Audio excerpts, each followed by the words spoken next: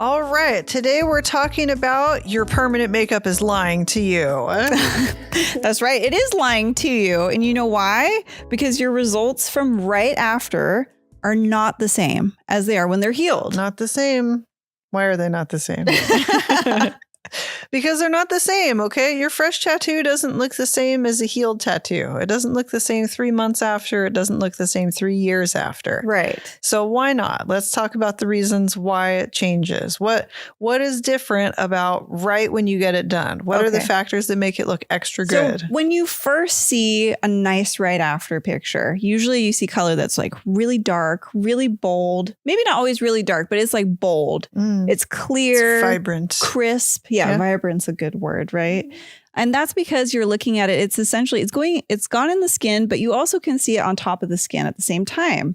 You don't have this like filter over it that's your skin yet. So what you're seeing right after is very defined and pretty. It's like, it looks like makeup right after. Yeah, so it's fresh paint. Right. And that looks really nice. So a lot of people online, artists, will post those photos because they're very appealing to clients and they make us feel good about ourselves too, to see that like very defined right after work. And it's also, it's kind of like when you go to the jewelry store and they have the lighting down there and make all the diamonds look really pretty, sparkly, nice. So we do the same thing as artists because we want our pictures to look good, right? So we've got the nice lighting and, we make sure everything is clean. And sometimes the anesthetic can give like a little bit of a blanching effect on the eyebrows. The epinephrine in that can do that. Yep. So you get a little bit more, the negative space on the brows looks like brighter, a little poppy. And that makes it look really good too. So the contrast makes it look extra real. Yeah. So you don't get that when it heals or even an hour or two later that wears off and it softens and it just looks a little bit more normal, which is great for walking around because you don't want to walk around with like super crazy. Not every day. Yeah. Not like depending on how you had it done. Morning, noon, and night. Some clients really like the way it looks immediately after. They do. I think a lot of clients go through stages, right, of healing. And we'll talk about the stages of healing. But at first you're like, no, I want it natural. So natural. I don't want anybody to notice, right? The other thing I think is that if you're doing hair strokes, they're never going to be as crisp and sharp looking as soon as you have them done. They're just not. Yeah. So the right after for nanobrows and microblading, they always are extremely impressive because your hair strokes look so crisp and so baby fine, but they still are like really dark and nice. So it's a lie. It is a lie. It's a lie, but is it like an evil lie? Like, no, I don't think it's necessarily like an evil lie. I think it's like an okay lie. Anytime you do anything fresh, it's not going to be as like vibrant and shiny and new as later. I mean, even if you paint your house, it looks fantastic. Probably even the first year that you had it painted. And then later, as it ages, it softens. Yeah. And if you don't take care of it, it starts to crumble and peel and get kind of gross looking. But it's all part of the same story, right? Yeah. You have a right after. You do. So that's not a lie. No, it does look good. And if it's in the past, it did look good. Right. Have confidence. It looked good. It does go through a healing process and it does change. And it will continue to change over time.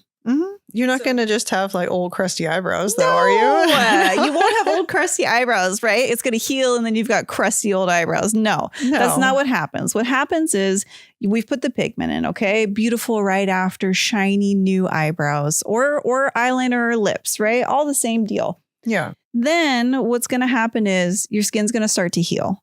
And that process is going to make it look a little dull. Yeah. Yeah, or actually during the initial healing, you could have like a ghosting phase a little bit. Very common. Sometimes on darker skin types, it can go away completely and then come back again. Which we've seen multiple times. So that's not like some crazy myth. It's not the Bigfoot. And the lips especially, they can have a blooming phase where you lose a lot and then it comes back. Yeah. So you really have to wait a full like 6 weeks, maybe even 8 weeks, depending on your skin. So why does that happen? Tell the clients, why does this happen? So during the healing stage, our skin, it's like It's like this filter. It's not clear. We're not like some cave frog that has translucent skin, right? Okay, so we've got Maybe this. you are. I get sun. I scrub my garden. With gloves and the hat, the long gloves. That's true. I do all that. Oh, good. But Good still, for you. my This skin why I is have not spots. translucent. Yeah, that's right. And we all have different skin, right? So as the skin starts to repair itself, it goes through this like really milky stage because sometimes our skin is like, it gets a little overboard as it heals. And so it thickens a little bit in that area to really try and cushion it and repair itself, right? So it could just overproduce skin cells. And that will cause your color to not look as bright, right? Or as crisp even. It might look really, really blurry. That's true. And interesting you say cell growth because that is what happens. You have the cell proliferation, right? Skin is amazing. It is amazing. It does actually have a lot of growth coming in. That's part of why microneedling works is you have cell proliferation after injury. So you have all of your skin healing, making new cells, enveloping your pigment inside some of these new cells, and that can obstruct your view. Right. So that might be why it sort of ghosts a little bit. That would definitely be the ghosting. Yeah. Some of the difference in the right after to the healed result also is your body does remove some of that pigment. Not all of the pigment that's implanted just stays there. Your body removes some of it naturally as it heals. Some of it comes out in the flaking or scabbing if you have any. And some of it just remains there in the sweet spot. That dermal epidermal junction is hopefully where you get to keep your pigment. And some of it goes to your lymph nodes. That's right. Some of it does. You got rainbow lymph nodes over time. They've studied that in tattoos, body tattoos especially, about where those pigment particles go over time. So yeah, some of them do get trapped in your body, where you implanted them. That's why it's important to make sure your pigments are quite safe to be in your body. So that's a discussion for another day. But we take great care with what we put in our bodies and what we put into other people's bodies for that reason. Very important. So anyway, so the cell proliferation, that kind of masks the pigment, that changes how it heals. But then after your skin regenerates, which is usually somewhere between 30 to 90 days, depending on how old you are. Yeah. If you're young, it's quick. And if you're older, it takes a little bit longer. Yeah. So it can. And everybody's skin is different. Your skin has its own agenda. Yeah. Even if we could say like oily skin, dry skin, problem skin. Some people really hyperpigment, after an injury. I do. I do. Some people keloid after an injury. I do. Some people hypopigment after an injury. Sometimes I do too. And what happens is that you might see that for a bit, but just because you see that and the first will say 30 days, it doesn't mean that's going to remain there forever. It could hyperpigmentation fades over time too. So it could hyperpigment, then that could eventually go away. But those of you who do hyperpigment like me, you probably know that it takes quite a long time. It will take a while sometimes for hyperpigmentation to go away. So you can't really judge that color though during this like messy middle that's happening. Right. Yeah. But you can say probably after that first, 30, 60, or even 90 days, that's about where you're going to be probably for the next year to 2 years. Yeah. And then it will slowly change into something else. That's right. So what commonly happens in that initial healing period? What's the difference? Like from first and then forget about the ghosting. What about after? Right. What does pigment look like? Let's say like your skin healed really nicely in 6 weeks and then you come back in hopefully for your touch up. Yeah. Come in. What you're going to see is you should see a lighter, softer version of what was initially implanted. You're very unlikely to see the exact right after result. I think we've seen a few times, maybe some people heal pretty close to right after. I had a technician send me a picture from the Iconic Colors that it looked like it was just done. Right. And she was like shocked. She was like, I thought you said these were going to soften. I was like, I thought they And they do. They usually soften. But again, your skin has its own agenda. It's going to do what it's going to do. So it's possible that after that 6 weeks of healing, you could have a result that's like exactly the same as right after. We call those one-time wonders around here. So yeah, it's not very common, I would say. Not very common. Not as common, no. But it's also not as common to lose everything. Exactly. So you should have something there. But I have seen one person who had nothing, even to my eyes that are very well trained. She had nothing. Yeah. I was like, what did you do? And she's like, I don't know what she did. They never do anything. Of course I know. not. No, y'all don't do nothing. No, the clients are wonderful. They would never.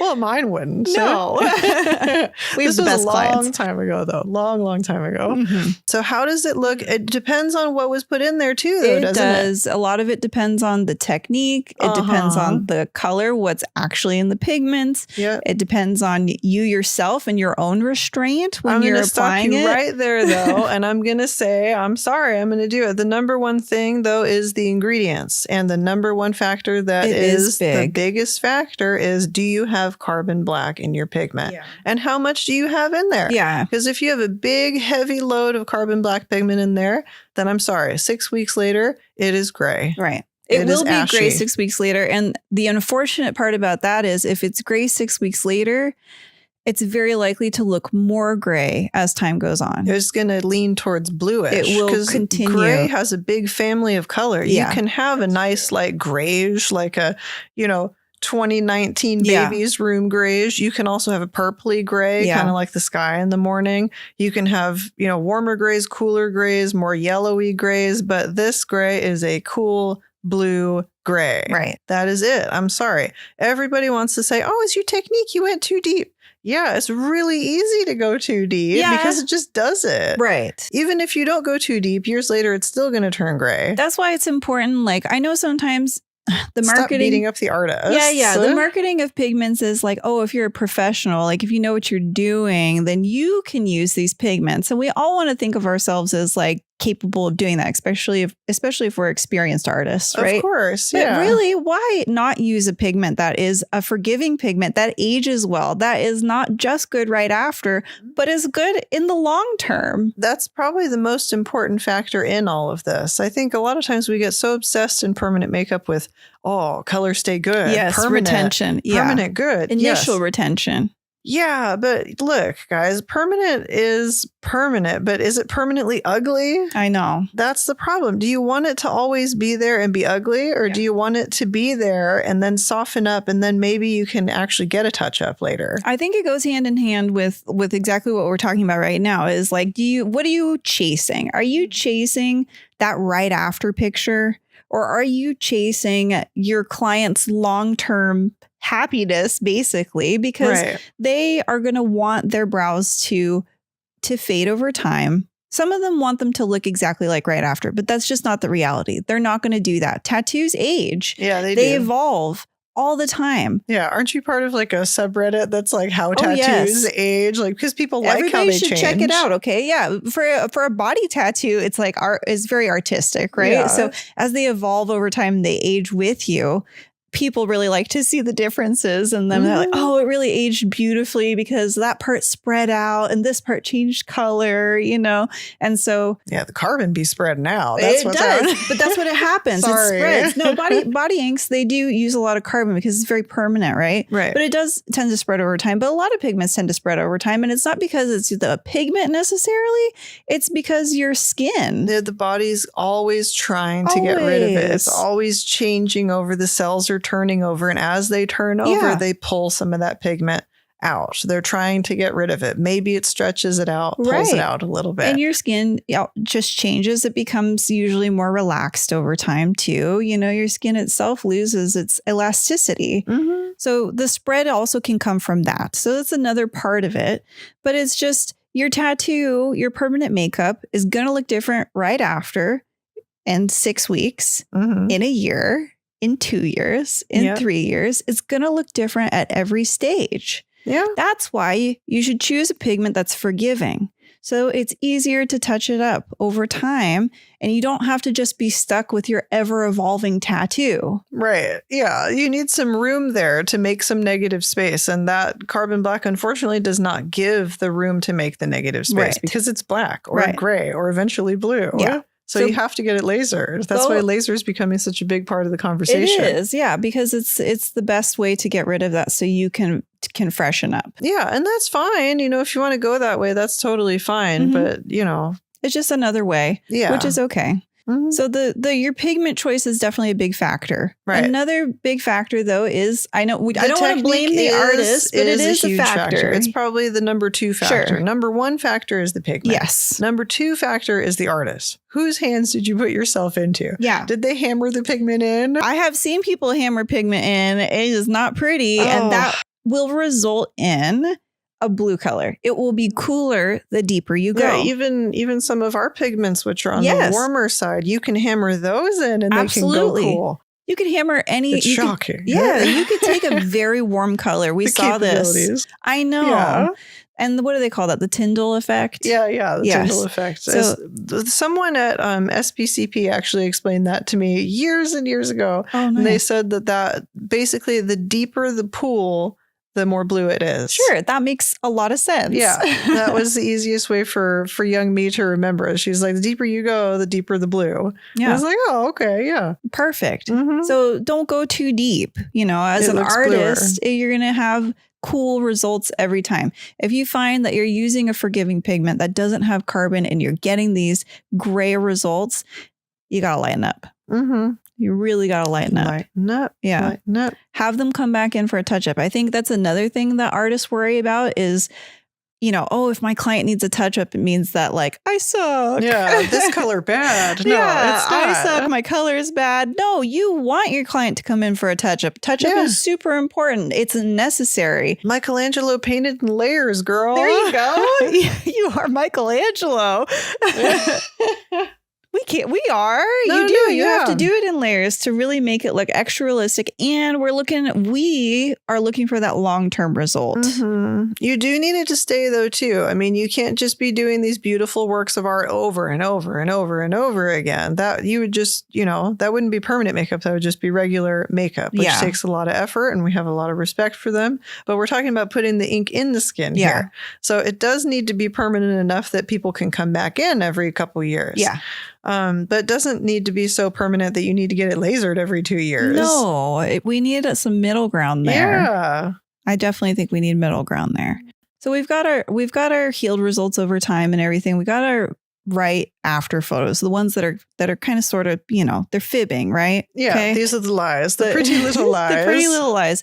So why does showing healed photos matter for us? Because you want to be honest with your client, give them a real expectation of what is going to happen to their face when you put it in your hands. Yeah. Okay. So if you have someone come in and they're like, okay, well, I'm going to trust you. Why should they trust you? What's it going to look like? Are they going to have like a big gray blob after a couple of years? Are they going to have another color after a couple of years? Is it going to be flexible enough that you can touch it up for them and they will still look just as good as the first time they came in? Yeah. That's the goal. That's the goal. Is that you can get their long-term results for the course of their life to be like those initial photos for every touch-up. Yeah. And they will be so happy. Our clients, they come in every maybe 1, 2, or 3 years, anywhere in that range. Depending, We're always happy to see each other. They're never like, I cannot believe I need a touch-up again. Their permanent makeup is ready for a touch-up. So it's all good. It's the way we like it to be. So where does SofTap fit into all this? We have a soft technique. We have softer colors. We have things that age very nicely. Yeah. Just like you. Yeah. Well, it makes the whole thing, it just works for permanent makeup. And honestly, it works for body tattoos as well. It's just for a body tattoo, it might take a long time to do it by hand. But for your face, this is the perfect technique by hand. You just need that delicate touch. You don't need to hammer it in there. You can take the stress out of the whole thing and have a beautiful right after result and a beautiful result after 6 weeks and a beautiful result after 1, 2, 3 years or more sometimes. It just depends on how you put it in. It does. You could be a hammer and make it stay forever with SofTap, just like you can with the machine. Yes. But you don't want to be a hammer. You don't want it to last forever and look dark and, permanently. Yeah. Yeesh.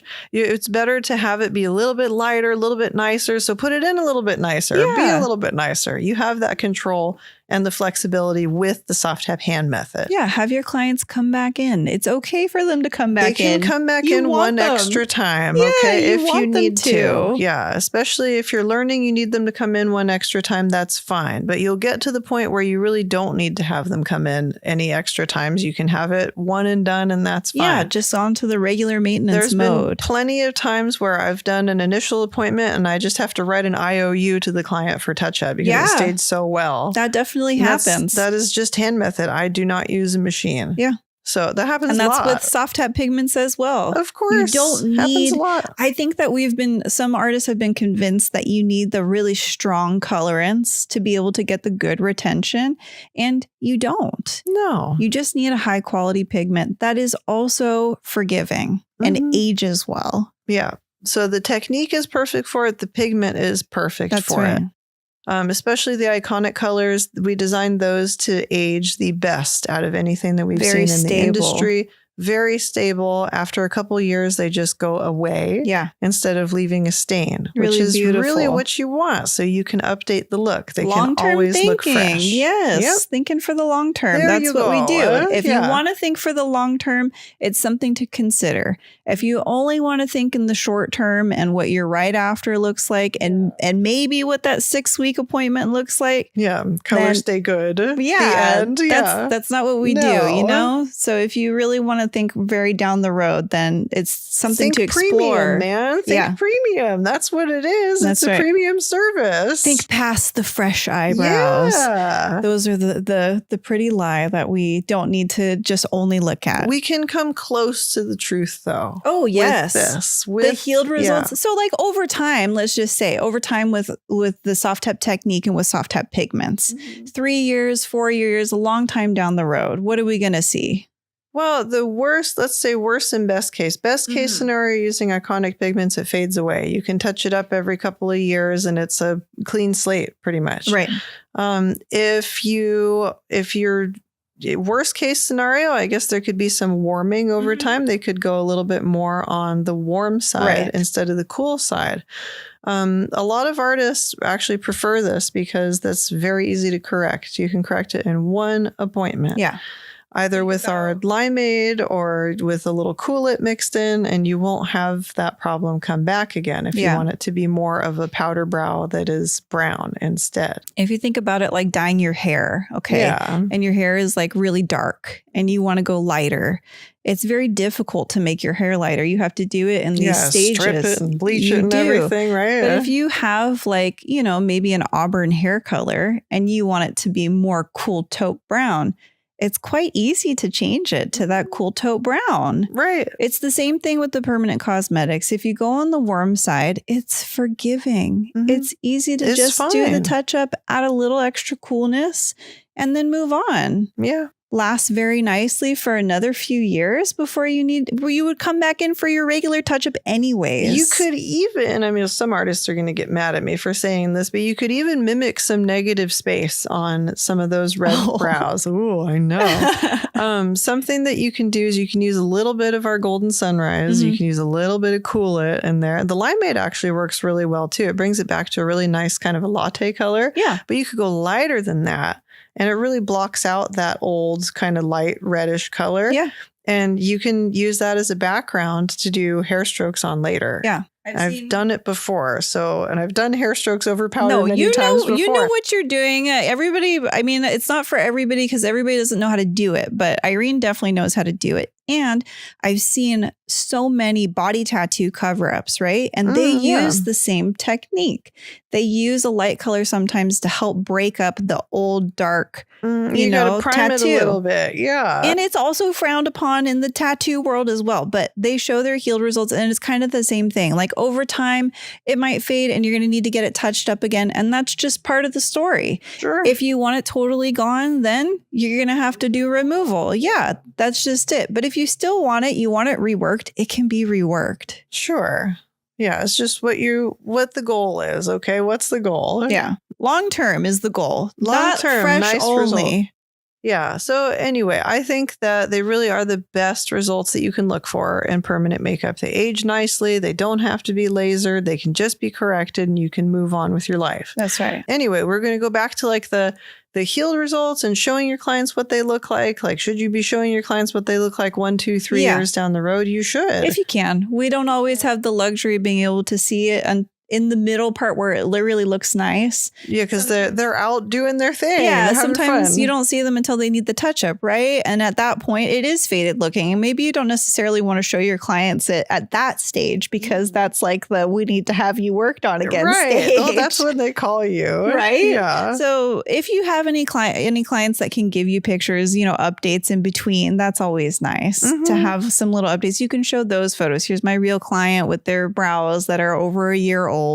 And, it will help reassure your other clients that as time goes on, their permanent makeup's going to look nice. But it also might be nice to show them when they should come back in for a touch-up. Right. That's a question that we get a lot from our clients is like, well, when should I come back in? I was like, when you get the pencil out of the drawer, then you call me. Yeah. It's usually a good indicator. Although some of them like to have it pretty dark. But yeah, some of them are like, no, this is my base. And then I add to it every day. I was like, you go, girl. All right. You can keep doing that because it's not ever going to look like makeup on the skin. No, it won't look like makeup on top of the skin. It's a tattoo. Yeah. The skin heals over underneath it. They're very clever tattoos. They're very nice. They do look very good. But in the end, it is still a tattoo. Your skin is always going to heal on top of it. And if it doesn't heal, you have a problem. Yeah. It will soften. It should soften. It should get lighter. That is normal and it is okay. Yeah. And it is preferred.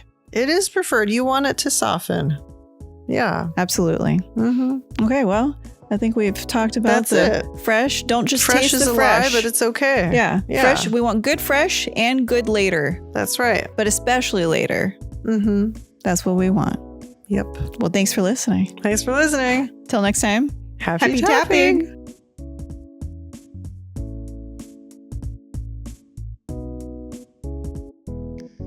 The information, views, and opinions expressed in this podcast are those of the hosts and guests. They do not necessarily reflect the views, policies, or official positions of SofTapp Inc. This content is not substitute for proper training, licensing, or official medical advice. Always follow your own local regulations, licensing requirements, and professional judgment. SofTapp Inc. is not responsible for any decisions, actions, or outcomes based on information discussed in this podcast.